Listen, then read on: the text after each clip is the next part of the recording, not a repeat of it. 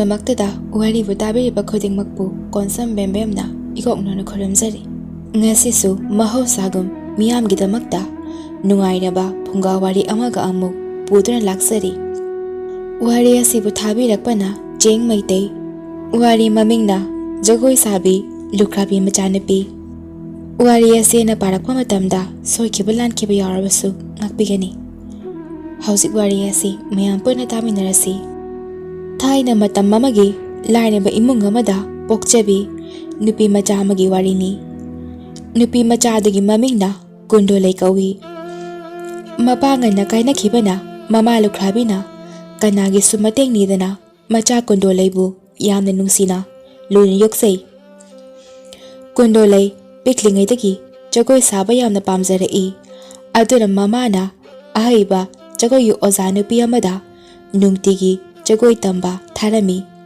ꯃꯃꯥꯅ ꯊꯤꯟꯗꯣꯛ ꯊꯤꯟꯖꯤꯟ ꯇꯧꯗꯨꯅ ꯌꯥꯝꯅ ꯋꯥꯅ ꯍꯣꯠꯅꯖꯩ꯫ ꯖꯒꯣꯏ ꯂꯣꯏꯗꯨꯅ ꯃꯃꯥꯅ ꯆꯥꯛ ꯊꯣꯡꯂꯤ, ꯀꯨꯟꯗꯣꯂꯩꯅ ꯖꯒꯣꯏ ꯁꯥꯔꯤ꯫ ꯃꯄꯨꯒ ꯃꯕꯣꯛꯀꯅ ꯐꯝꯗꯨꯅ ꯃꯁꯨꯒꯤ ꯖꯒꯣꯏ ꯌꯦꯡꯂꯤ꯫ ꯃꯕꯣꯛꯅ "ꯐꯖꯩ, ꯏꯁꯨꯅ ꯖꯒꯣꯏ ꯁꯥꯕꯁꯦ ꯐꯖꯩ꯫ ꯈꯨꯜ ꯂꯩꯀꯥꯏ ꯑꯉꯥꯡꯁꯤꯡꯗꯒꯤꯅꯦ ꯏꯁꯨꯅ ꯍꯦꯜꯂꯤ, ꯃꯁꯛ ꯐꯖꯕꯁꯨ ꯍꯦꯜꯂꯤ, ꯖꯒꯣꯏ ꯍꯩꯕꯁꯨ ꯍꯦꯜꯂꯤ꯫ ꯈꯨꯜꯗ ꯅꯠꯇꯦꯗ, ꯀꯣꯅꯨꯡꯗ ꯐꯥꯎꯕ ꯏꯁꯨꯗꯒꯤ ꯍꯦꯟꯅꯅꯦ ꯐꯖꯕꯗꯤ ꯂꯩꯔꯝꯃꯣꯏꯗ꯫ ꯀꯣꯅꯨꯡꯗ ꯅꯠꯇꯦꯗ, ꯌꯥꯔꯦ ꯃꯕꯣꯛ, ꯈꯔ ꯊꯥꯒꯠꯂꯗꯤꯅꯦ ꯅꯪꯒꯤꯗꯣ ꯂꯥꯏꯔꯩꯄꯥꯛ ꯌꯧꯈꯤꯗꯣꯔꯦ꯫ ꯌꯧꯅꯕ ꯊꯥꯒꯠꯂꯤꯅꯤ ꯀꯩꯅꯣ꯫ ꯏꯁꯨꯗ ꯊꯥꯒꯠꯇꯅ ꯃꯤꯒꯤ ꯃꯁꯨꯗ ꯊꯥꯒꯠꯀꯗ꯭ꯔꯣ? ꯑꯣ, ꯊꯥꯒꯠꯄꯗꯣ ꯋꯥꯡꯃꯜꯂꯦ ꯍꯥꯏꯕ, ꯇꯠꯇꯅ ꯑꯃꯨꯛ ꯇꯥꯔꯛꯑꯗꯤ ꯐꯔꯛ ꯇꯥꯅꯤ ꯍꯥꯏꯕ꯫ ꯃꯕꯣꯛꯀ ꯃꯄꯨꯒꯗꯨ ꯈꯠꯅꯔꯛꯂꯤ꯫ ꯃꯃꯥꯗꯤ ꯆꯥꯛ ꯊꯣꯡꯅ ꯊꯣꯡꯅ ꯅꯣꯛꯂꯤ꯫ ꯃꯁꯨ ꯀꯨꯟꯗꯣꯂꯩꯅ "ꯏꯕꯣꯛ, ꯄꯨꯄꯨ, ꯅꯕꯥꯅꯤꯗꯤ ꯑꯩꯒꯤ ꯖꯒꯣꯏꯁꯨ ꯌꯦꯡꯕꯤꯗꯦ, ꯑꯗꯨꯝ ꯈꯠꯅꯗꯅ ꯂꯩ, ꯑꯩ ꯖꯒꯣꯏ ꯇꯣꯛꯑꯒꯦ꯫ ꯃꯕꯣꯛꯅ ꯇꯣꯛꯄ ꯌꯥꯗꯦ, ꯁꯥꯔꯣ ꯁꯥꯔꯣ, ꯏꯕꯣꯛ ꯌꯦꯡꯂꯒꯦ꯫ ꯅꯄꯨꯁꯤꯅꯅꯦ ꯈꯠꯅꯕꯁꯦ ꯍꯦꯛꯇ ꯍꯧꯔꯛꯄ, ꯑꯗꯨꯒꯤꯅꯤ꯫ ꯅꯕꯣꯛꯁꯦ ꯏꯁꯨꯒꯤ ꯖꯒꯣꯏ ꯂꯣꯏꯔꯒꯅꯦ ꯐꯨꯊꯒꯦ, ꯉꯁꯤꯗꯤ ꯈꯪꯒꯅꯤ꯫ ꯃꯃꯥꯅ "ꯕꯥꯕꯥ, ꯏꯃꯥ, ꯆꯥꯛ ꯊꯤꯔꯛꯑꯒꯦ"꯫ ꯃꯕꯣꯛꯀ ꯃꯄꯨꯒ ꯄꯨꯟꯅ ꯍꯣꯏ, ꯊꯤꯔꯣ, ꯏꯁꯨꯁꯦ ꯆꯥꯛ ꯂꯥꯝꯃꯝꯃꯅꯤ꯫ ꯆꯍꯤ ꯈꯔ ꯍꯧꯈ꯭ꯔꯦ꯫ ꯀꯨꯟꯗꯣꯂꯩ ꯂꯩꯁꯥꯕꯤ ꯐꯥꯔꯤ꯫ ꯀꯨꯟꯗꯣꯂꯩ ꯖꯒꯣꯏ ꯁꯥꯕ ꯌꯥꯝꯅꯁꯨ ꯍꯩꯔꯝꯃꯤ꯫ ꯃꯥꯅ ꯁꯥꯕ ꯖꯒꯣꯏꯗ ꯁꯨꯝꯍꯠꯇꯕ ꯃꯤꯑꯣꯏ ꯀꯅꯥꯃꯠꯇꯁꯨ ꯂꯩꯔꯝꯗꯦ꯫ ꯃꯐꯝ ꯈꯨꯗꯤꯡꯃꯛꯇ ꯀꯨꯟꯗꯣꯂꯩꯒꯤ ꯖꯒꯣꯏ ꯍꯥꯏꯅ ꯃꯃꯤꯡ ꯆꯠꯂꯝꯃꯤ꯫ ꯀꯨꯟꯗꯣꯂꯩꯒꯤ ꯃꯁꯛ ꯃꯇꯧꯁꯨ ꯂꯥꯏꯔꯩꯄꯥꯛꯀꯤ ꯖꯒꯣꯏ ꯁꯥꯕꯤꯗꯒꯤ ꯍꯦꯟꯅ ꯐꯖꯔꯝꯃꯤ꯫ ꯃꯃꯥꯅ "ꯏꯕꯦꯝꯃ ꯀꯨꯟꯗꯣꯂꯩ, ꯅꯪꯕꯨꯅꯦ ꯃꯄꯥꯟꯗ ꯅꯪ ꯎꯅꯕ ꯃꯤ ꯌꯥꯝꯅ ꯂꯥꯛꯏꯅꯦꯍꯦ꯫ ꯏꯃꯥ, ꯑꯩ ꯃꯇꯝ ꯈꯔꯗꯤ ꯖꯒꯣꯏ ꯁꯥꯕ ꯂꯦꯞꯈꯤꯒꯦ ꯍꯥꯏꯅ ꯍꯥꯏꯕꯤꯌꯨ꯫ ꯏꯕꯣꯛꯅ ꯅꯥꯕ ꯐꯗ꯭ꯔꯤ ꯐꯥꯎꯕꯗꯤ ꯑꯩ ꯖꯒꯣꯏ ꯁꯥꯕꯁꯦ ꯂꯦꯞꯈꯤꯒꯦ ꯏꯃꯥ꯫ ꯃꯄꯨꯅ "ꯏꯁꯨ ꯅꯨꯄꯤ, ꯅꯕꯣꯛꯅ ꯅꯥꯔꯛꯏꯁꯦ ꯅꯨꯃꯤꯠ ꯃꯁꯤꯡ ꯌꯥꯝꯅ ꯌꯥꯝꯂꯦꯅꯦꯍꯦ꯫ ꯁꯤꯗꯤ ꯑꯍꯟꯒꯤ ꯂꯩꯅꯥꯅꯤ, ꯅꯕꯣꯛ ꯀꯩꯁꯨꯅꯦ ꯇꯧꯔꯣꯏ꯫ ꯑꯗꯨꯅꯅꯦ ꯏꯁꯨꯅ ꯖꯒꯣꯏ ꯁꯥꯕ ꯂꯦꯞꯄꯤꯗꯣ ꯂꯦꯞꯀꯅꯨ꯫ ꯁꯨꯝ ꯂꯦꯞꯁꯤꯟꯈ꯭ꯔꯕꯗꯤ ꯏꯁꯨꯒꯤ ꯃꯤꯡꯆꯠ ꯍꯟꯊꯔꯛꯀꯅꯤ, ꯏꯁꯨꯒꯤ ꯃꯍꯨꯠ ꯑꯇꯣꯞꯄꯅ ꯁꯤꯟꯈꯤꯅꯤꯅꯦꯍꯦ꯫ ꯄꯨꯄꯨ, ꯏꯕꯣꯛ ꯅꯥꯕ ꯐꯈꯤꯁꯅꯨ, ꯑꯗꯨꯒ ꯑꯩ ꯆꯠꯀꯦ꯫ ꯃꯤꯁꯤꯡꯁꯦ ꯍꯟꯈ꯭ꯔꯕꯣꯏ ꯅꯤꯡꯉꯤ, ꯑꯗꯨꯒꯗꯤ ꯄꯥꯟꯖꯤ ꯄꯨꯔꯒ ꯑꯣꯏꯅ ꯂꯥꯛꯄꯁꯨ ꯌꯥꯎꯔꯤꯅꯦ ꯇꯧꯔꯤꯁꯦ꯫ ꯃꯤꯁꯤꯡꯅ "ꯏꯃꯥ, ꯀꯔꯥꯏꯅꯣ? ꯑꯕꯣꯛ ꯃꯁꯥ ꯉꯝꯗꯦ ꯍꯥꯏꯕꯣ?" "ꯑꯣ, ꯐꯔꯅꯤꯁꯦ, ꯂꯩꯕꯥꯛ ꯑꯁꯤꯒꯤ ꯈ꯭ꯋꯥꯏꯗꯒꯤ ꯍꯩꯕ ꯄꯥꯟꯖꯤꯅꯦ ꯑꯩꯅ ꯄꯨꯖꯔꯛꯏꯁꯦ꯫ ꯀꯨꯟꯗꯣꯂꯩ, ꯏꯕꯣꯛ ꯀꯩꯁꯨ ꯇꯧꯔꯔꯣꯏꯗ, ꯏꯕꯣꯛꯅꯦ ꯅꯥꯕ ꯊꯨꯅ ꯐꯗꯕ ꯌꯥꯗꯕꯅꯤ꯫ ꯏꯕꯣꯛ ꯐꯠꯇ꯭ꯔꯗꯤ ꯑꯩꯁꯦ ꯃꯤꯌꯥꯝ ꯆꯪꯗꯅꯅꯦ ꯐꯨꯕꯤꯈꯤꯕ ꯇꯥꯔꯦ." "ꯀꯩꯅꯣ ꯏꯕꯨꯡꯉꯣ, ꯏꯁꯨꯒꯤ ꯃꯕꯣꯛꯁꯤ ꯅꯥꯕ ꯐꯠꯇ꯭ꯔꯒ ꯅꯪꯉꯣꯟꯗ ꯃꯤꯅ ꯐꯨꯗꯣꯏꯗꯤ ꯀꯔꯤꯒꯤꯅꯣ?" ꯃꯤ ꯑꯃꯅ "ꯈꯨꯔꯥ, ꯁꯨꯝꯗꯧꯕꯅꯤ, ꯑꯩꯅ ꯏꯆꯟ ꯀꯨꯟꯗꯣꯂꯩꯁꯦ ꯑꯩꯒꯤ ꯈꯨꯜꯗ ꯄꯨꯔꯛꯀꯅꯤ, ꯃꯥꯒꯤ ꯖꯒꯣꯏ ꯌꯦꯡꯍꯟꯒꯦ ꯍꯥꯏꯗꯅꯅꯦ ꯍꯥꯏꯔꯛꯏꯁꯦ ꯀꯨꯏꯔꯕ꯫ ꯑꯗꯣ ꯍꯟꯗꯛꯀ ꯏꯆꯟ ꯀꯨꯟꯗꯣꯂꯩꯁꯤ ꯖꯒꯣꯏꯒ ꯌꯦꯡꯍꯟꯗ꯭ꯔꯕꯗꯤꯅꯦ ꯁꯣꯏꯗꯅ ꯃꯌꯥꯝꯅ ꯑꯩꯁꯦ ꯐꯨꯔꯛꯑꯗꯕ." ꯑꯃꯅ ꯑꯃꯨꯛ "ꯃꯥꯅ ꯃꯤꯉꯣꯟꯗꯩꯅꯦ ꯖꯒꯣꯏ ꯌꯦꯡꯍꯟꯅꯤꯅ ꯂꯧꯁꯤꯜꯂꯤꯕ ꯐꯧ ꯕꯣꯔꯥꯁꯦ ꯌꯥꯝꯂꯕꯅꯤ, ꯁꯟ ꯐꯥꯎꯕ ꯌꯥꯎꯔꯕꯅꯤ ꯃꯥꯅ ꯂꯧꯔꯤꯁꯦ꯫ ꯑꯃꯗꯨꯅ ꯅꯪ ꯑꯗꯨ ꯍꯥꯏꯗ꯭ꯔꯗꯤ ꯅꯪ ꯌꯥꯗ꯭ꯔꯣ ꯍꯥ? ꯇꯧꯔꯝꯅꯤꯅꯦ, ꯃꯁꯛꯁꯦ ꯎꯕꯗꯅꯦ ꯈꯪꯉꯦꯕ. ꯑꯣ ꯌꯥꯔꯦ ꯑꯃꯨꯛꯅꯦ ꯈꯠꯅꯔꯛꯀꯅꯨꯀꯣ, ꯑꯅꯥꯕ ꯂꯩ. ꯀꯨꯟꯗꯣꯂꯩꯒꯤ ꯃꯕꯣꯛꯇꯨ ꯄꯥꯟꯖꯤ ꯐꯅ ꯌꯥꯝꯅ ꯌꯦꯡꯂꯕꯁꯨ ꯐꯠꯇ꯭ꯔꯦ. ꯀꯨꯟꯗꯣꯂꯩ ꯃꯕꯣꯛꯀꯤ ꯃꯅꯥꯛꯇ ꯉꯥꯊꯗꯨꯅ ꯃꯕꯣꯛꯅ ꯅꯥꯕ ꯐꯅꯕ ꯉꯥꯏꯔꯤ. ꯃꯕꯣꯛꯅ ꯏꯁꯨ ꯅꯨꯄꯤ, ꯅꯪꯕꯨ ꯏꯕꯣꯛꯀꯤ ꯃꯅꯥꯛꯇ ꯑꯗꯨꯝ ꯂꯩꯔꯕ꯭ꯔꯣ? ꯀꯨꯟꯗꯣꯂꯩꯅ ꯏꯕꯣꯛ ꯅꯥꯕ ꯐꯔꯕꯣ? ꯄꯨꯄꯨ, ꯏꯃꯥ, ꯏꯕꯣꯛ ꯅꯥꯕ ꯐꯔꯦ. ꯏꯕꯣꯛ ꯒ꯭ꯌꯥꯟ ꯇꯥꯔꯦ. ꯑꯩꯅ ꯍꯥꯏꯗ꯭ꯔꯥ ꯏꯕꯣꯛꯁꯦ ꯀꯩꯁꯨ ꯇꯧꯔꯣꯏꯅ. 이수 누피 이보 그슈 떠우디에 이보네 나바 파레 이마 간타레다나 마복 나무 이모 누피 아이코기 짝 로이라브로 이마네 짝 히타 자게 ngamu leiraugaने thumga tolaga chak hitang chage mamana hoima ima ai simlake mapuduna amu pupuna haidro ibo kasu tawroina hawjik tu isune kapato oko hoi pupu ibo namamuk naranu ko nararoi isu se mamit kasi loi khulin ni tawdise mabok naba phare tabada mi singdu Kundolegi jagogi hainaba laknare Kundolegi mamana maboki chak semduna ngamu leiro haptuna puthorakle adubu mapududi ngasi ahingsina maboki aroibani haiba khanglami mamang nupiduna ima se chak se loina chawko hoi ngamu leiro sigane chak asaba siga hauna amukta chagese isudi ibo aisdalai sidi hoine he ibok ti udene se abok ne chak inge isune amuk nani chadradi mabok na masu Kundolaibu chak inviduna chami narami mapuna su maudagi sagagi midagi chak chathoknaba hairami aduga pothanarami nongalakpatadi mabok adu siramle Kundolai mabok laikhidraba madung numit kharanidi yumdagi hendana leirami somdana Kundolaigi jagoi ngaiba mi singdi thamoi kainarami matam kharagi matungda mamaga mapugana themduna Kundolai amuk jagoi saba chatpa haure amaga mapugana senaduna mamana ibema masemdi konungda kaurine lebatagi Rajkumardagi karidagi khara lakani hai aduna ningthona soiba yaro haina lanmi thara ambani icha se iningthona masakhangla boire ko ima aigidi sina ahan boiramgani konungdane jagoi sadoise as ima pakhat payam phawe karigumba soiradi kamai tawba karigi soidoino chap mane sidi konungda sabaga atai mfamda sabaga chap mane adunane ichana phajana saraba ining thaunagane pen khaba ichadi konungda thamlage hekta hek toini ne aidine imaga pupugi manakta adom laini konungdane leiba pamdeba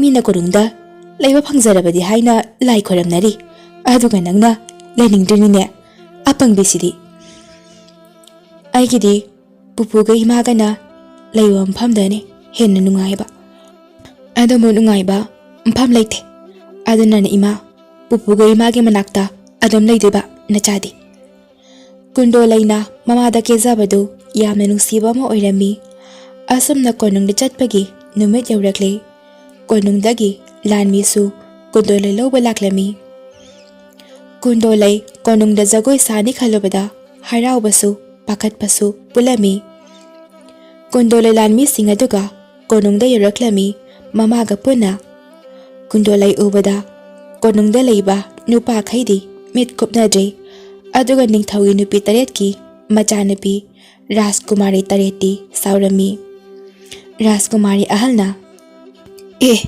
kaino ꯑꯁꯤꯒꯤ ꯖꯒꯣꯏ ꯁꯥꯕꯤ ꯑꯁꯤꯗꯤ ꯐꯖꯃꯟꯗ꯭ꯔꯣ? ꯑꯁꯤ ꯅꯠꯇ꯭ꯔꯗꯤ ꯂꯩꯇ꯭ꯔꯕ ꯖꯥꯠꯂꯣ ꯖꯒꯣꯏ ꯁꯥꯕꯤꯅꯕ? ꯑꯃꯅ ꯑꯃꯨꯛ ꯑꯗꯨꯅꯦꯃꯤ ꯌꯥꯝꯅꯁꯨ ꯑꯉꯥꯡ ꯑꯣꯏꯔ ꯃꯥꯜꯂꯤ ꯑꯁꯤꯗꯤ ꯇꯜꯂꯦ ꯌꯥꯝꯅ ꯍꯥꯟꯅꯒꯤ ꯖꯒꯣꯏ ꯁꯥꯕꯤꯁꯤꯡꯗꯨꯗꯤ ꯀꯥꯏ ꯆꯠꯈ꯭ꯔꯒꯦ ꯑꯗꯨ ꯑꯗꯨꯝ ꯀꯧꯒꯦ ꯂꯩꯇꯦ ꯑꯃꯅ ꯑꯃꯨꯛ ꯂꯩꯕꯥꯛ ꯀꯌꯥꯗꯒꯤꯅꯦ ꯑꯩꯈꯣꯏ ꯏꯆꯤꯟ ꯏꯅꯥꯎ ꯌꯦꯡꯕ ꯂꯥꯛꯏꯕ ꯔꯥꯖꯀꯨꯃꯥꯔꯁꯤꯡꯁꯦ ꯑꯩꯈꯣꯏꯗ ꯌꯦꯡꯗꯗꯅ ꯖꯒꯣꯏ ꯁꯥꯕꯤ ꯑꯁꯤꯗ ꯂꯣꯏꯅ ꯌꯦꯡꯅꯈ꯭ꯔꯅꯤ ꯋꯥꯅꯤ ꯔꯥꯖꯀꯨꯃꯥꯔꯤ ꯑꯍꯜꯅ ꯅꯣꯏꯗꯤꯅꯦ ꯈꯔ ꯐꯩ ꯑꯩꯗꯤ ꯆꯍꯤꯒ ꯂꯤꯔꯦ ꯁꯛꯀꯁꯦ ꯈꯔ ꯊꯤꯖꯤꯜꯂꯦ ꯍꯟꯗꯛꯁꯨ ꯑꯩ ꯄꯥꯝꯕ ꯔꯥꯖꯀꯨꯃꯥꯔ ꯑꯝꯇ ꯊꯣꯛꯂꯛꯇ꯭ꯔꯗꯤ ꯑꯩꯗꯤ ꯏꯀꯥꯏꯕꯅ ꯁꯤꯔꯅꯤ ꯍꯥꯏꯕ ꯃꯆꯥꯁꯤꯡꯒꯤ ꯀꯥꯗ ꯃꯃꯥꯁꯤꯡ ꯆꯪꯂꯛꯏ ꯃꯍꯥꯔꯥꯅꯤꯅ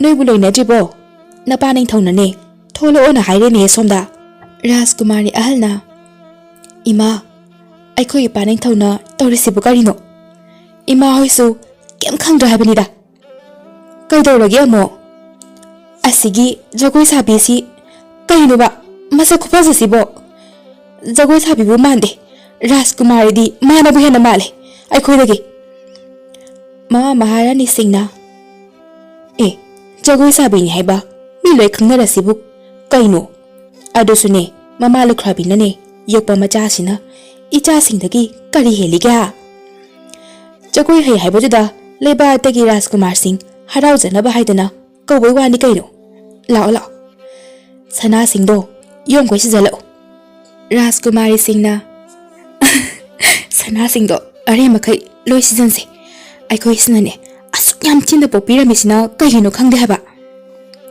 ꯔꯥꯖꯀꯨꯃꯥꯔꯤ ꯑꯇꯣꯝꯕꯤꯅ ꯑꯦ ꯏꯃꯥ ꯏꯄꯥ ꯊꯤꯔꯤꯁꯤꯗꯤ ꯑꯗꯨ ꯏꯆꯦ ꯑꯩꯈꯣꯏꯁꯦ ꯔꯥꯖꯀꯨꯃꯥꯔꯤ ꯑꯣꯏꯔꯝꯗ꯭ꯔꯕ ꯁꯅꯥꯁꯤꯡꯁꯤꯁꯨ ꯀꯦꯝ ꯂꯩꯔꯝꯗ꯭ꯔꯕ ꯁꯦꯠꯂꯤꯕ ꯐꯤꯖꯣꯜꯁꯤꯡꯁꯤꯁꯨ ꯑꯆꯝꯕ ꯐꯤꯖꯣꯜ ꯑꯣꯏꯅ ꯂꯣꯏ ꯑꯣꯏꯔꯝꯃꯕ ꯑꯗꯨꯗꯤ ꯑꯩꯈꯣꯏꯁꯦ ꯀꯩ ꯃꯥꯅꯦ ꯑꯇꯩꯁꯤꯡꯅ ꯂꯥꯛꯑꯣ ꯑꯇꯣꯝꯕꯤ ꯅꯪꯒꯤ ꯋꯥꯗꯣ ꯀꯣꯛ ꯌꯥꯝ ꯉꯥꯎꯋꯦ ꯃꯗꯨ ꯈꯟꯖꯤꯜꯂꯨꯕꯗꯅꯦ ꯅꯍꯥꯟꯅꯦ ꯑꯩ ꯐꯃꯨꯡꯗꯒꯤ ꯈꯣꯡꯅ ꯑꯃꯨꯛꯅꯦ ꯀꯨꯝꯃꯛꯇꯕꯤꯗ ꯀꯣꯛꯅ ꯀꯨꯝꯃꯛꯏꯗꯣ ꯑꯗꯨ ꯈꯜꯂꯨꯕꯗꯅꯤ ꯂꯥꯛꯑꯣ ꯌꯥꯔꯦ ꯔꯥꯖꯀꯨꯃꯥꯔꯤꯁꯤꯡ ꯊꯣꯛꯂꯛꯏ ꯑꯗꯨꯒ ꯃꯃꯥ ꯃꯄꯥꯒꯤ ꯃꯅꯥꯛꯇ ꯐꯝꯂꯔꯦ ꯑꯇꯩ ꯂꯩꯕꯥꯛꯀꯤ ꯔꯥꯖꯀꯨꯃꯥꯔꯁꯤꯡꯗꯁꯨ ꯃꯥꯒꯤ ꯃꯥꯒꯤ ꯖꯒꯥꯗ ꯄꯔꯦꯡꯅ ꯐꯝꯂꯔꯦ ꯑꯗꯨꯒ ꯔꯥꯖꯀꯨꯃꯥꯔꯤꯁꯤꯡꯗ ꯌꯦꯡꯅꯔꯛꯏ ꯔꯥꯖꯀꯨꯃꯥꯔ ꯑꯃꯅ ꯏꯁ ꯔꯥꯖꯀꯨꯃꯥꯔꯤ ꯇꯔꯦꯠꯃꯛꯁꯤ ꯂꯣꯏ ꯊꯤꯅ ꯃꯣꯏ ꯇꯔꯦꯠꯄꯨꯗꯤ ꯑꯩꯈꯣꯏ ꯕꯣꯛꯅꯦꯅ ꯐꯖ ꯃꯥꯜꯂꯤꯗ ꯔꯥꯖꯀꯨꯃꯥꯔ ꯑꯃꯗꯤ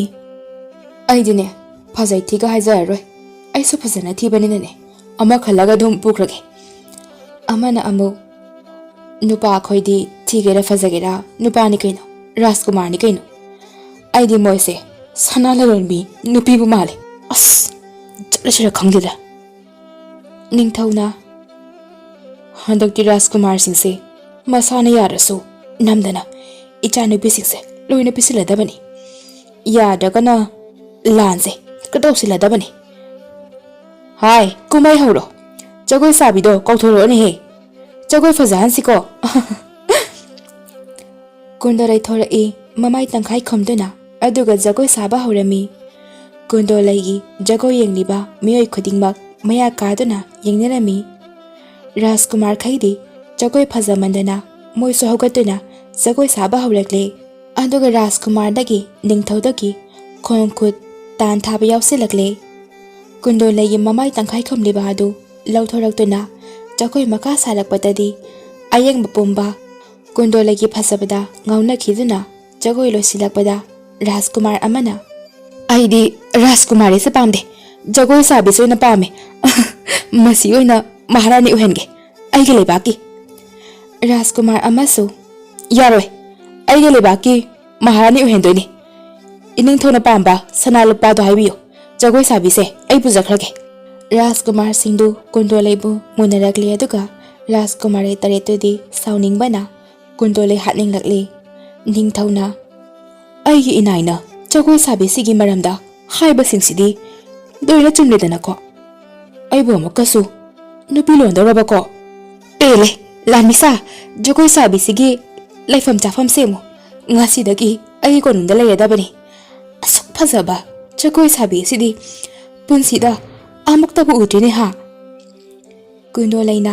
Ima, yum halase. Ayam na kire ima. Rajkumari singna. Ima, jagoi sabi se.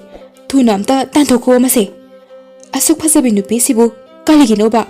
Konung sida pura isibu ha. Konung do gondolai gi jagoi. Magi masak urubadagi.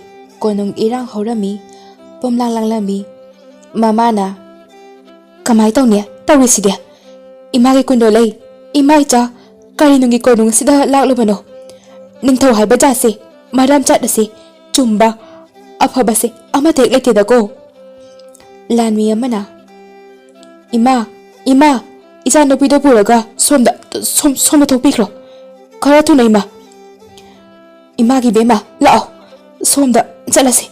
Yam nungai jare. Ibungo icha gumbase laidi boire ko. Chale.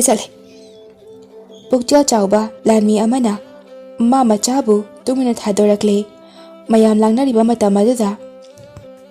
Asumna gondolai phazaraba jagoi phazaraba masakta pham kharadasu pandaba thodok asi thoklami haujikti nupi khaina gondolai jagoi saba yaroi haina thenglami aduga nupa khaina di thingba yaroi haina matei manau phawba khanarami aduna konungdasu wathok asi khanaba nainaba haure Rajkumari singna Ima ipani thawase jagoi sabi Lukhabi machado amuk ima tonbi oina puraga lakaniko amana amu ima hoina ipaning thaudo phajana hayu leibak wa thokne oigadaba nupidi phara kai sumsangda thamgadabani maduda yadagana sibagi chayakne piba tabani mama haranina icha yengba lakba Rajkumar khaisu jagoi sabiduna loina themdana icha gase Haneng lamdana ngaroga hankredana mama amana amu moidi tokro mai leibak ta hanakre hojik lurisi aikhogi ining thausini macha amana ima ipaning thobudi jagoi sabido udadi tumina lei hek ubadane tawriba mayamse jagoi sabiduna jagoi saruba phamdane phuna chainaba khatna chainaba thokliba mayamse asengbadi jagoi sabidugi phazaraba jagoi phazaraba masaktudani nupidubudi phatabadi nade mache ataina adu oirasu nupido leiri khaidine leibakse ingna chiknadi leireroi aduna kainomadi tawa phai maharani taretuna macha nupi taretuna ningthauda jagoi sabidugi maramda phataba wa kaya haijin tamsinduna jagoi sabi kondolaibu leiba sikhaknatana mpham jaga amatada jagoi sahanba yaroi haina ningthauna leibak sinba thongna pauja jalami karigumba ningthaugi mayokta leirabadi ak bacharak phangani hainasu hairami pause hek tabaga gondolai mapudi masuki khanbada yamna kana naduna sikhirami mamana imagi gondolai imai chabu leiba sida lei heidrene he aduna leba asi thadokuna imai chajalasi ima mphamasi thadokla khoibu karai deno aikhoina hos leide siba aduga ima aina kanagi maphamda kari lalu baino ngasi aingoda tarewada sasiba imagi kundolai leba asigi mise phattaba mina yamne yami mache machalgum macha masugumna khanba ngamdaba Fajababu yakhat pibagi mahuta thadatuna manghan ba pamba wakhal phattaba nupi angangbu aran mit yengdi yengba nupa singa sina ngasi chagi laina piba fajaraba jagoi fajaraba chagi saktam sibu aran balamida hunchektuna thambiri base mama cha chiklaba ibungatuda kaminarami mama chabu nungsibiba appa miyoi singnadi mama chabu mabuk ning thogat pirami aduga pukcha pikpa kalak penba migi aphabada kalak chaba mi singnadi nokna birami tha khara hokre lukhrabi macha kundolagi jagoi lepkhre kundolai dangau saba miyoi singdi thamoi kainare kundolai na yumda angang khara jagoi takpasu phattaba miyoi singna thingbirami aduna kundolaiga mamaga ꯌꯨꯝꯒꯤ ꯏꯪꯈꯣꯜ ꯁꯨꯗꯨꯅ ꯃꯇꯝ ꯂꯦꯜꯂꯝꯃꯤ꯫ ꯅꯣꯡ ꯐꯥꯗꯣꯛ ꯈꯨꯜ ꯂꯩꯀꯥꯏꯗ ꯊꯣꯛꯂꯨꯔꯕꯁꯨ ꯃꯤꯅ ꯅꯣꯛꯅꯕ, ꯀꯔꯦꯝ ꯀꯊꯥꯏꯅꯕꯤꯕ ꯌꯥꯎꯔꯝꯃꯤ꯫ ꯏꯃꯥ ꯏꯆꯥꯕꯨ ꯀꯌꯥꯝ ꯀꯨꯏꯅ ꯑꯁꯨꯝꯅ ꯁꯨꯝ ꯏꯁꯥꯒꯤ ꯂꯩꯕꯥꯛ ꯑꯁꯤꯒꯤ ꯌꯨꯝ ꯏꯪꯈꯣꯜ ꯑꯁꯤꯗ ꯃꯤꯔꯣꯠ ꯑꯣꯏꯅ ꯀꯌꯥꯝ ꯀꯨꯏꯅ ꯍꯤꯡꯈꯤꯗꯣꯏꯅꯣ? ꯏꯃꯥ ꯏꯆꯥꯅ ꯀꯅꯥꯒꯤ ꯃꯐꯝꯗ ꯀꯔꯤ ꯂꯥꯜꯂꯨꯕꯒꯤꯅꯣ? ꯏꯃꯥ ꯏꯆꯥꯕꯨ ꯀꯅꯥꯗꯁꯨ ꯀꯔꯤꯁꯨ ꯂꯥꯟꯈꯤꯗꯦꯅ? ꯀꯨꯟꯗꯣꯂꯩꯅ ꯏꯃꯥ ꯆꯥꯛ ꯂꯣꯏꯔꯦ, ꯆꯥꯛ ꯁꯥꯔꯤꯉꯩꯗ ꯆꯥꯍꯧꯔꯁꯦ꯫ ꯍꯣꯏ ꯍꯣꯏ ꯍꯣꯏ ꯏꯃꯥ ꯂꯥꯛꯑꯦ꯫ ꯑꯩꯒꯤ ꯏꯆꯥ ꯀꯨꯟꯗꯣꯂꯩꯁꯦ ꯃꯃꯥ ꯑꯩꯒꯤ ꯃꯥꯡꯗ ꯅꯣꯛꯂꯕꯁꯨ ꯃꯊꯃꯣꯏꯗꯗꯤ ꯄꯨꯕ ꯉꯝꯗꯅ ꯀꯥꯏꯔꯕꯅꯤꯀꯣ ꯏꯆꯥꯁꯦ꯫ ꯑꯍꯤꯡ ꯊꯦꯡꯂꯕ ꯈꯨꯗꯤꯡ ꯏꯆꯥꯅ ꯍꯧꯒꯠꯇꯨꯅ ꯁꯥꯔꯤꯕ ꯖꯒꯣꯏꯗꯣ ꯏꯃꯥꯗꯤ ꯂꯣꯏꯅ ꯈꯪꯉꯤꯅꯦ꯫ ꯃꯥꯅꯗꯤ ꯃꯃꯥ ꯑꯩꯁꯦ ꯇꯨꯝꯂꯤ ꯈꯜꯂꯝꯒꯅꯤꯗꯣ꯫ ꯏꯃꯥ ꯂꯥꯛꯑꯣ, ꯆꯥꯛ ꯍꯥꯟꯅ ꯆꯥꯁꯦ ꯃꯤ, ꯑꯩ ꯆꯥꯛ ꯂꯥꯝꯃꯦ ꯍꯥꯏꯕ꯫ ꯍꯣꯏ ꯍꯣꯏ ꯂꯥꯛꯑꯦ ꯂꯥꯛꯑꯦ ꯏꯃꯥ ꯂꯥꯛꯑꯦ, ꯆꯥꯔꯁꯤ꯫ ꯃꯄꯥꯟꯗ ꯂꯥꯡꯉꯤꯁꯤꯅ ꯀꯅꯥ ꯀꯅꯥꯅꯣ? ꯈꯪꯗꯦ ꯏꯃꯥ, ꯆꯥꯛ ꯆꯥꯁꯤꯁꯦ, ꯀꯥꯟꯅꯗꯦ꯫ ꯃꯥ ꯃꯆꯥꯗꯨ ꯆꯥꯛ ꯆꯥꯃꯤꯟꯅꯩ꯫ ꯃꯄꯥꯟꯗ ꯂꯝ ꯍꯦꯟꯕ ꯏꯀꯥꯏ ꯈꯪꯗꯕ ꯑꯍꯜ ꯅꯨꯄꯥ ꯈꯔ ꯀꯨꯟꯗꯣꯂꯩꯕꯨ ꯂꯨꯝꯕ ꯂꯥꯛꯏ꯫ ꯑꯗꯨꯒ ꯃꯄꯥꯟꯗꯒꯤ ꯀꯨꯟꯗꯣꯂꯩꯕꯨ ꯀꯧꯔꯤ꯫ ꯏꯕꯦꯝꯃ ꯅꯪ ꯆꯥꯛ ꯆꯥꯔꯝꯃꯨꯀꯣ, ꯏꯃꯥ ꯉꯁꯤꯗꯤ ꯃꯤ ꯈꯔ ꯆꯨꯝꯁꯤꯟꯅꯅꯦ ꯀꯟꯒꯦ ꯏꯃꯥ꯫ ꯑꯁ ꯏꯃꯥ ꯃꯥꯟꯅꯔꯨꯅꯨꯁꯦ, ꯆꯥꯛꯅꯦ ꯄꯨꯛ ꯊꯟꯅ ꯑꯝꯇ ꯆꯥꯁꯤ꯫ ꯏꯃꯥꯅꯦ ꯆꯥꯛ ꯆꯥꯐꯝꯒ ꯑꯃꯇ ꯈꯪꯗ꯭ꯔ ꯋꯥꯅꯤ꯫ ꯃꯄꯥꯟꯗ ꯀꯨꯟꯗꯣꯂꯩ, ꯀꯨꯟꯗꯣꯂꯩ, ꯑꯃꯨꯛꯇ ꯃꯄꯥꯟꯗ ꯊꯣꯛꯂꯛꯎꯅꯦꯍꯦ꯫ ꯃꯤ ꯂꯥꯛꯑꯒ ꯊꯣꯡ ꯂꯣꯟꯁꯤꯜꯂꯒ ꯂꯩꯔꯤꯁꯤꯕꯨ ꯅꯣꯏꯁꯤꯗꯤꯅꯦ ꯑꯣꯟꯊꯣꯛꯅ ꯍꯧꯅ ꯂꯣꯟꯆꯠ ꯈꯪꯈꯤꯗ꯭ꯔꯦꯍꯦ꯫ ꯑꯩꯈꯣꯏꯅꯗꯤꯅꯦ ꯅꯃꯥ ꯅꯆꯥꯅ ꯋꯥꯅ ꯂꯩꯕꯗꯨ ꯌꯦꯡꯕ ꯉꯝꯗꯗꯅ ꯃꯇꯦꯡ ꯈꯔ ꯄꯥꯡꯕꯤꯒꯦ ꯍꯥꯏꯗꯅ ꯂꯥꯛꯏ꯫ ꯀꯨꯟꯗꯣꯂꯩ, ꯍꯣ ꯀꯨꯟꯗꯣꯂꯩ꯫ ꯑꯃꯅ ꯃꯤꯁꯨ ꯂꯩꯅꯕ ꯎꯗꯦ, ꯊꯣꯡꯁꯦ ꯐꯥꯀꯥꯏꯔꯒ ꯍꯦꯛꯇ ꯆꯪꯁꯤ꯫ ꯃꯃꯥꯅ ꯏꯕꯦꯝꯃ ꯆꯥꯛ ꯇꯣꯛꯑꯗꯤꯅꯦ ꯁꯠ ꯁꯠ ꯆꯒꯨꯝ ꯆꯅꯥꯏꯗꯣ ꯁꯦꯡꯖꯤꯜꯂꯨ, ꯑꯗꯨꯒ ꯈꯨꯖꯥꯝꯗꯣ ꯍꯥꯞꯆꯤꯜꯂꯨ ꯊꯨꯅ꯫ ꯍꯣꯏ ꯏꯃꯥ, ꯏꯃꯥꯁꯨ ꯉꯥꯏꯍꯥꯛ ꯄꯣꯊꯥꯕꯤꯔꯨꯔꯣ, ꯑꯩ ꯂꯣꯏꯁꯤꯜꯂꯛꯑꯒꯦ꯫ ꯄꯣꯊꯥꯒꯦ ꯄꯣꯊꯥꯒꯦ, ꯈꯨꯖꯥꯝꯗꯣ ꯄꯤꯔꯛꯑꯣ, ꯏꯃꯥꯗ ꯍꯥꯟꯅ ꯑꯃꯨꯛꯇ ꯄꯤꯔꯛꯑꯣ꯫ ꯃꯄꯥꯟꯗ ꯃꯔꯨꯞ ꯊꯣꯡ ꯍꯥꯡꯗꯣꯔꯛꯇꯧꯔꯦ, ꯂꯥꯛꯑꯣ ꯂꯥꯛꯑꯣ ꯃꯅꯨꯡꯗꯅꯦ ꯍꯦꯛꯇ ꯆꯪꯉꯁꯤ꯫ ꯑꯃꯅ ꯑꯃꯨꯛ ꯅꯪꯅꯦ ꯃꯃꯥꯁꯦꯅꯣ, ꯑꯩ ꯀꯨꯟꯗꯣꯂꯩ ꯐꯥꯒꯦ꯫ ꯃꯃꯥꯅ ꯊꯣꯡ ꯍꯥꯡꯗꯣꯔꯛꯏ, ꯑꯗꯨꯒ ꯈꯨꯖꯥꯝꯗꯣ ꯖꯨꯔꯣ ꯂꯥꯎꯅ ꯍꯩꯖꯤꯜꯂꯛꯏ, ꯑꯗꯨꯒ ꯁꯨꯝꯆꯤꯠꯅ ꯑꯃꯨꯛ ꯐꯗ꯭ꯔ ꯐꯗ꯭ꯔ ꯀꯜꯂꯤ꯫ ꯅꯨꯄꯥ ꯑꯅꯤꯗꯣ ꯃꯤꯠ ꯊꯨꯞꯄꯦ, ꯑꯁ ꯃꯤꯠ ꯊꯨꯞꯄꯦ, ꯃꯣꯔꯣꯛ ꯃꯔꯨ ꯆꯪꯉꯤ ꯃꯤꯠꯇ꯫ ꯑꯃꯅ ꯑꯃꯨꯛ ꯁꯨꯝꯆꯤꯠꯅꯗꯤ ꯀꯜꯂꯛꯀꯅꯣ, ꯍꯦ ꯃꯃꯥ ꯉꯥꯎꯔꯦ, ꯃꯃꯥ ꯉꯥꯎꯔꯦ, ꯆꯦꯜꯂꯨ ꯆꯦꯜꯂꯨ꯫ ꯌꯨꯝꯂꯣꯟꯅꯕ ꯑꯉꯥꯡ ꯑꯃꯅ ꯑꯥꯗ ꯁꯨꯝꯆꯤꯠꯅ ꯀꯜꯂꯤꯁꯤ ꯌꯦꯡꯉꯨ ꯅꯨꯄꯥꯅꯤ, ꯌꯦꯡꯉꯨꯅꯦꯍꯦ꯫ ꯃꯃꯥꯅ ꯅꯈꯣꯏꯕꯅ ꯌꯨꯝꯗ ꯅꯇꯨ ꯅꯆꯥꯒ ꯑꯝꯇ ꯂꯩꯇꯕ꯭ꯔꯅꯦꯍꯦ, ꯑꯣꯛꯇꯕ ꯁꯥ, ꯂꯥꯛꯑꯣ ꯖꯒꯣꯏ ꯁꯥꯒꯦ ꯌꯦꯡꯉꯨ ꯂꯥꯛꯑꯣ, ꯅꯃꯥꯏꯗꯨꯗꯅꯦ ꯁꯨꯝꯆꯤꯠꯁꯤꯅ ꯖꯒꯣꯏ ꯁꯥꯕꯤꯒꯦ ꯂꯥꯎ, ꯃꯤ ꯎꯁꯤꯠꯇꯕ ꯁꯥꯔꯗꯅ꯫ ꯀꯨꯟꯗꯣꯂꯩ ꯅꯣꯛꯏ, ꯑꯩꯈꯣꯏ ꯃꯥꯁꯦ ꯌꯦꯡꯉꯨꯅꯦ, ꯑꯩꯈꯣꯏ ꯃꯥꯁꯦ ꯑꯩꯗꯤ ꯅꯍꯥꯟꯒꯩ ꯈꯪꯗꯦ, ꯁꯥꯎꯕꯒꯤ ꯌꯥꯝ ꯍꯩꯅ꯫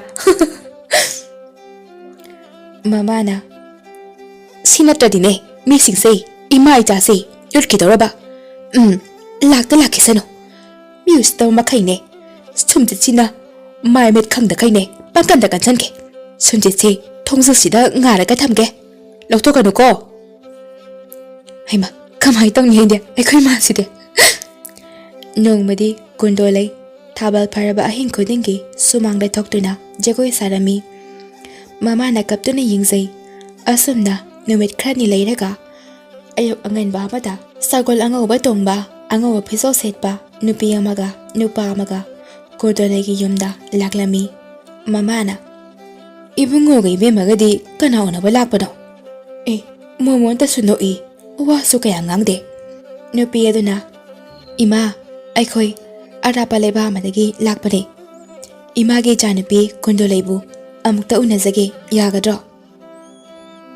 ꯌꯥꯏꯌꯦ ꯌꯥꯏꯌꯦ, ꯑꯗꯣ ꯏꯆꯥ ꯑꯅꯤꯁꯨ ꯏꯃꯥ ꯏꯆꯥꯗ ꯀꯔꯦꯝ ꯀꯊꯥꯏꯅꯕ, ꯏꯃꯥ ꯏꯆꯥꯒꯤ ꯑꯋꯥꯕꯗ ꯈꯨꯗꯣꯡꯆꯥꯕ ꯂꯧꯕ ꯂꯥꯛꯄꯗꯤ ꯅꯠꯇꯦꯀꯣ꯫ ꯅꯨꯄꯥꯗꯨꯅ ꯏꯃꯥ ꯑꯩꯈꯣꯏ ꯑꯗꯨꯒꯨꯝꯕ ꯅꯠꯇꯤꯌꯦ꯫ Hoi hoi, ichani dine, aduguma mi budi mandi.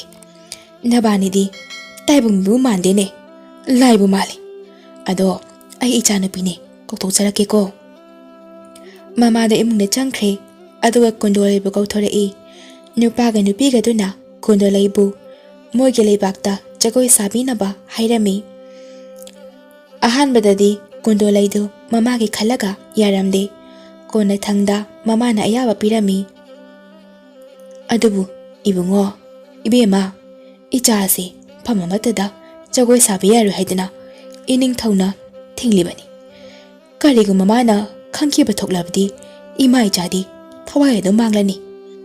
Adugidi, karisuwabi gano. Nachana phanaba, loina sinjagi ima. Nupi aduna amu, adadi ima, kondole se, hayeng ayo ngan bada, lawba lakjarage. Thilak pasu, ay kunatin thilakanida, yumtana. Kondole na, ay uam tayo zawge. Ay nachat pa mpamda, ay ki maso pubiyo. Ima yaw dadi, ay songyo wapamda, yabang amsaroy. Hoy pare, adadi, hayeng ayo, angan bado. Ima ka kondole ga, lawba lakjarage. Adadi koy mo, hanaba tawrage. Hoy hoy ibema. Ibungo, nakuya ni haluko. Laban nina tingani. Imana kiamtasu pizza bangam de tawrise. Nupaga nupigedu hankre. Somdana leba adu kining tawaduna. Jagoi sabi lukrabi macha kondolaibu. Atopa leba amada yamlaba sanaga onanaba waloy sinaduna leiremi. Nungan baga ayok angan bada ngarangi sagwal anga uba tongba nupaga nupigedu kondolai mama chabu lauba laktuna puraga chatkre. Moy hek chatkibaga ningthawna mama chabu laurina bahaiduna lanmi tharaklami. Lanmi singna mama chagi yumsidi donglolina. Kray chatkrajana. Lanmi amana amu mayum go hongkrajala.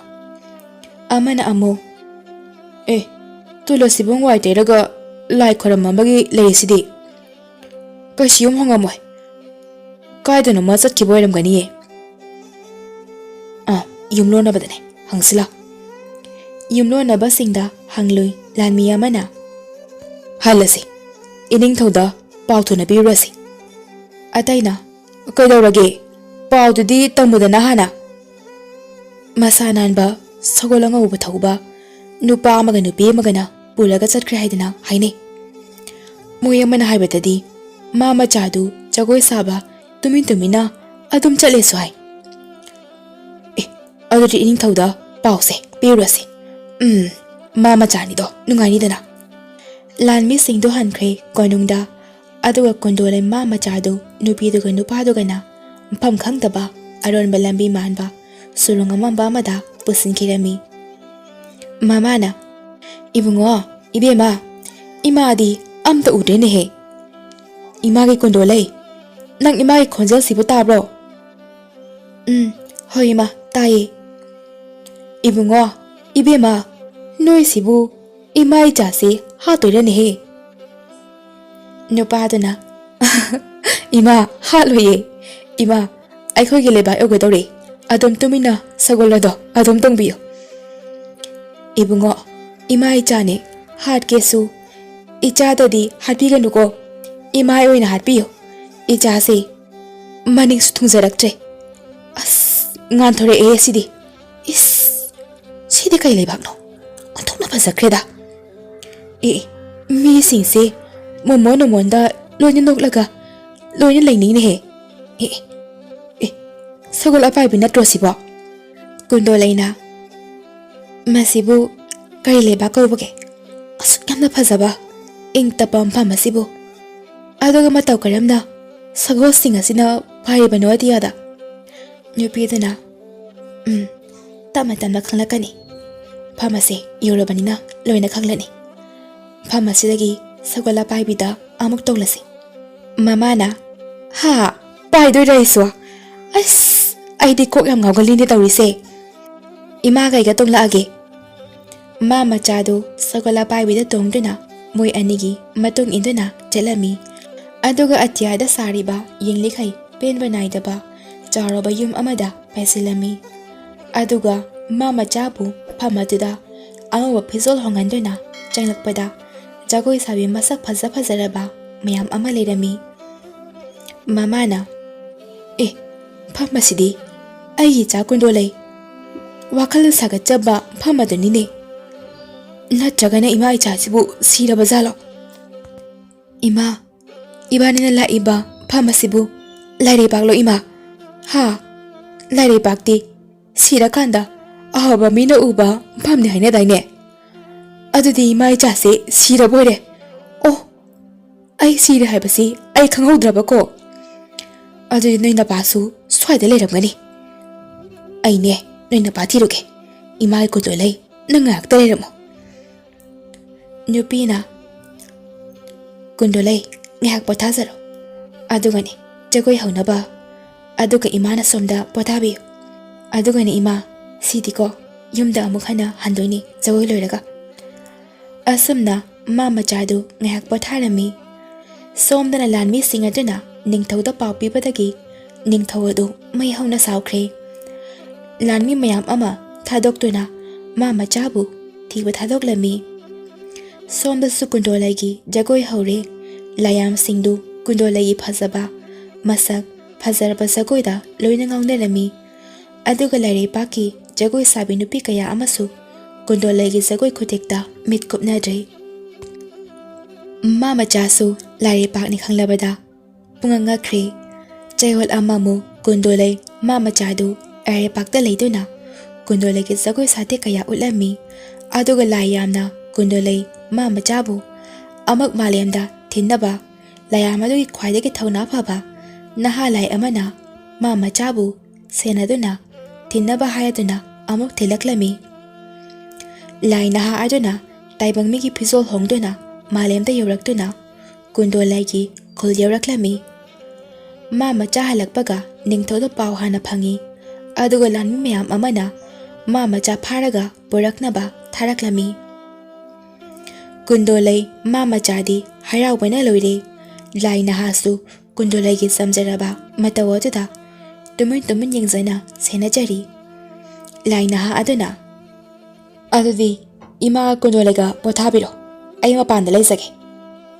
ꯏꯕꯨꯡꯉꯣ, ꯈꯨꯜꯁꯤꯒꯤ ꯅꯨꯄꯤ ꯃꯆꯥꯁꯤꯡꯁꯦ ꯅꯨꯄꯥ ꯃꯁꯛ ꯐꯖꯕꯅꯦ, ꯎꯕ ꯌꯥꯗꯕꯅꯤ꯫ ꯂꯥꯏꯅꯦ ꯀꯥꯏꯅꯅꯦ ꯈꯪꯂꯣꯏ ꯑꯃꯨꯛ ꯐꯥꯕꯤꯈꯤꯅꯤꯀꯣ꯫ ꯌꯥꯅꯤꯗ ꯏꯃꯥ ꯍꯥꯏꯕꯒ ꯇꯧꯕꯒ ꯃꯧ ꯌꯥꯎꯅ ꯂꯩꯁꯥꯕꯤ ꯃꯆꯥꯁꯤꯡꯗꯨ ꯂꯥꯏ ꯅꯍꯥꯗꯨ ꯌꯦꯡꯕ ꯂꯥꯛꯅꯔꯦ꯫ ꯑꯗꯨꯒ ꯂꯥꯟꯃꯤꯁꯤꯡꯁꯨ ꯂꯥꯟꯃꯤꯅ ꯀꯔꯤꯅꯣꯅꯦꯍꯦ ꯅꯨꯄꯤ ꯃꯌꯥꯝꯁꯤꯅ ꯌꯣꯝꯁꯤꯜꯂꯤꯁꯤꯅ?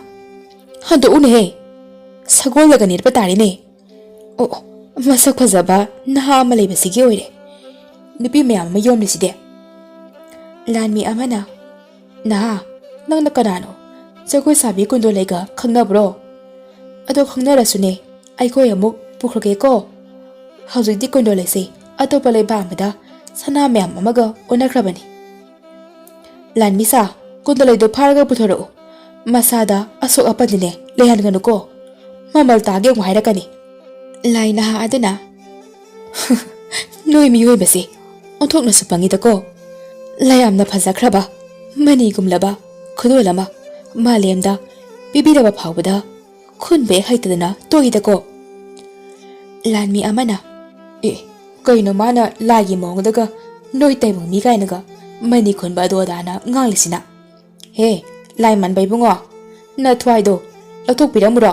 ꯍꯥ, ꯍꯟꯗꯣ, ꯂꯝꯕꯤꯁꯦ ꯊꯠꯀꯅꯣ ꯍꯟꯗꯣ꯫ ꯂꯥꯏ ꯅꯍꯥ ꯑꯗꯨꯅ ꯂꯥꯟꯃꯤꯁꯤꯡꯗꯨ ꯐꯅ ꯊꯤꯡꯂꯕꯁꯨ ꯍꯥꯏꯔꯕꯁꯨ ꯌꯥꯗꯕꯗꯒꯤꯗꯤ ꯂꯥꯟꯃꯤꯁꯤꯡ ꯑꯗꯨ ꯂꯥꯏ ꯅꯍꯥ ꯑꯗꯨꯅ ꯇꯞ ꯇꯥꯅ ꯐꯨꯔꯝꯃꯤ꯫ ꯂꯥꯟꯃꯤꯁꯤꯡ ꯑꯗꯨ ꯆꯩꯅꯥ ꯈꯥꯡꯕ ꯉꯝꯗ꯭ꯔꯗꯨꯅ ꯂꯣꯏꯅ ꯆꯦꯟꯅꯈ꯭ꯔꯦ꯫ ꯀꯨꯟꯗꯣꯂꯩꯗꯤ ꯑꯃꯨꯛ ꯀꯞꯂꯦ꯫ ꯑꯃꯨꯛ ꯄꯥꯝꯗꯕ ꯊꯧꯗꯣꯛ ꯊꯣꯛꯂꯗ꯭ꯔꯥ ꯈꯟꯅ ꯂꯥꯏ ꯅꯍꯥ ꯑꯗꯨꯅ ꯀꯨꯟꯗꯣꯂꯩꯒꯤ ꯃꯄꯤ ꯇꯩꯊꯣꯛꯄꯤꯗꯨꯅ ꯊꯦꯝꯕꯤꯔꯝꯃꯤ꯫ ꯑꯩ ꯂꯩꯔꯤ ꯅꯪꯒꯤꯗꯃꯛꯇ ꯑꯁꯤ ꯍꯥꯏꯕ ꯃꯇꯧꯒꯨꯝꯅ ꯃꯥ ꯃꯆꯥꯕꯨ ꯁꯦꯟꯅꯗꯨꯅ ꯂꯩꯈ꯭ꯔꯦ꯫ ꯂꯥꯟꯃꯤ ꯑꯔꯥꯛꯄꯁꯨ ꯂꯥꯏ ꯅꯍꯥ ꯑꯗꯨꯒꯤ ꯈꯨꯠꯇ ꯃꯥꯏꯊꯤꯗꯨꯅ ꯂꯣꯏꯅ ꯆꯦꯟꯅꯈ꯭ꯔꯦ꯫ ꯀꯣꯟꯅꯊꯪꯗ ꯅꯤꯡꯊꯧ ꯃꯁꯥꯃꯛ ꯂꯥꯛꯂꯦ ꯂꯥꯟꯃꯤ ꯀꯌꯥ ꯑꯃꯒ꯫ ꯅꯤꯡꯊꯧꯅ ꯍꯥꯏ ꯅꯍꯥ, ꯅꯪꯕꯨ ꯀꯅꯥꯅꯣ?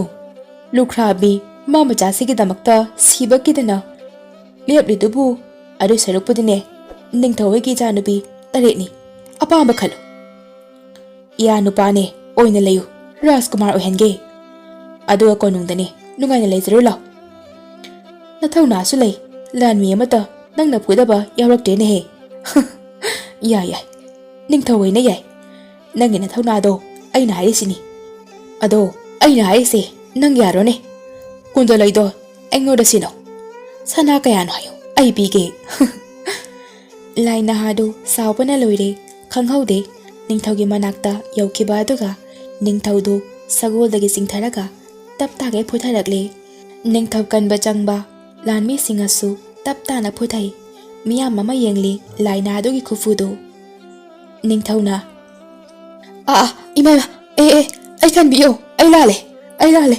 ꯀꯨꯟꯗꯣꯂꯩꯒ ꯄꯥꯝꯖꯗ꯭ꯔꯦ ꯑꯩ ꯁꯤꯔꯦ ꯑꯩ ꯁꯤꯔꯦ ꯐꯨꯕꯗ ꯂꯦꯞꯄꯣ ꯑꯁ ꯑꯩ ꯄꯣꯞꯄꯦꯃꯤ ꯑꯩ ꯂꯥꯜꯂꯦ ꯀꯨꯟꯗꯣꯂꯩꯒ ꯄꯥꯝꯗ꯭ꯔꯦ ꯍꯥꯏꯕ ꯑꯌꯣ ꯏꯃꯥ ꯅꯪꯕꯨ ꯀꯅꯥꯅꯣ ꯃꯤ ꯑꯁ ꯃꯅꯝꯁꯤꯗꯤ ꯑꯩꯉꯣꯟꯗ ꯏꯔꯣ ꯑꯁ ꯑꯩꯗꯤ ꯃꯥꯡꯉꯦꯗꯅ 이붕어 ꯅꯪꯕꯨ ꯀꯅꯥꯅꯣ ꯂꯩꯕꯥꯛ ꯑꯁꯤꯒꯤ ꯅꯤꯡꯊꯧꯕꯨ ꯑꯗꯨꯛ ꯊꯤꯅ ꯐꯨꯔꯤꯗꯨꯕꯨ ꯅꯪꯕꯨ ꯊꯃꯣꯏꯒꯗꯣ ꯑꯝꯇ ꯄꯥꯟꯗ꯭ꯔꯕ ꯍꯥꯏꯕ ꯅꯪꯒꯤ ꯊꯃꯣꯏ ꯄꯥꯟꯕ꯭ꯔꯥ ꯍꯥꯏꯕꯅꯤ ꯑꯩꯗꯤ ꯍꯧꯒꯠꯄ ꯐꯥꯎꯕ ꯉꯝꯗ꯭ꯔꯦ ꯑꯌꯣ ꯏꯃꯥ ꯂꯥꯏꯔꯩꯄꯥꯛꯇꯒꯤ ꯂꯥꯏꯌꯥꯝ ꯑꯃ ꯁꯒꯣꯜ ꯇꯣꯡꯗꯨꯅ ꯄꯥꯏꯊꯔꯛꯏ ꯃꯤꯌꯥꯝ ꯄꯨꯝꯕ ꯉꯛꯅꯈ꯭ꯔꯦ ꯅꯤꯡꯊꯧꯅ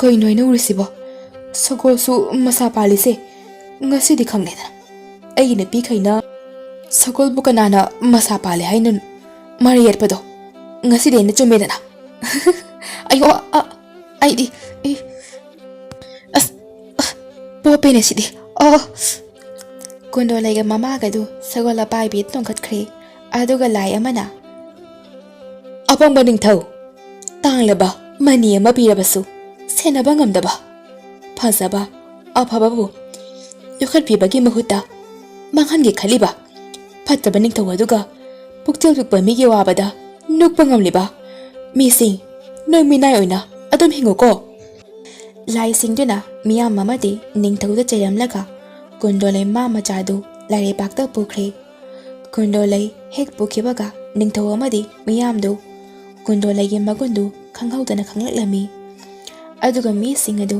ꯑꯇꯤꯌꯥꯗ ꯌꯦꯡꯈꯠꯇꯨꯅ ꯀꯨꯟꯗꯣꯂꯩ ꯀꯧꯗꯨꯅ ꯀꯞꯇꯨꯅ ꯂꯩꯍꯧꯔꯝꯃꯤ ꯊꯥ ꯈꯔ ꯍꯧꯈ꯭ꯔꯦ ꯅꯤꯡꯊꯧ ꯑꯃꯗꯤ ꯃꯤꯑꯣꯏ ꯀꯌꯥꯅ ꯀꯨꯟꯗꯣꯂꯩꯒꯤ ꯈꯨꯜ ꯂꯩꯀꯥꯏꯁꯨ ꯀꯨꯟꯗꯣꯂꯩ ꯃꯥ ꯃꯆꯥꯗ ꯐꯅ ꯎꯕ ꯉꯝꯗꯕ ꯌꯦꯡꯕ ꯉꯝꯈꯤꯗꯕ ꯃꯤꯁꯤꯡꯗꯨ ꯀꯨꯟꯗꯣꯂꯩꯒꯤ ꯃꯤꯡꯂꯦꯟ ꯁꯣꯟꯗꯨꯅ ꯀꯞꯇꯨꯅ ꯂꯩꯍꯧꯔꯝꯃꯤ ꯑꯗꯨꯒ ꯀꯨꯟꯗꯣꯂꯩꯗꯤ ꯂꯥꯏꯔꯩꯄꯥꯛꯇ ꯅꯨꯡꯉꯥꯏꯅ ꯖꯒꯣꯏ ꯁꯥꯗꯨꯅ ꯂꯩꯌꯥꯝꯁꯤꯡꯒꯤ ꯁꯦꯕꯥ ꯇꯧꯗꯨꯅ ꯂꯥꯏ ꯅꯍꯥꯗꯨꯒ ꯅꯨꯡꯁꯤꯅꯅ ꯅꯨꯡꯉꯥꯏꯅ ꯄꯥꯟꯈꯤꯔꯝꯃꯤ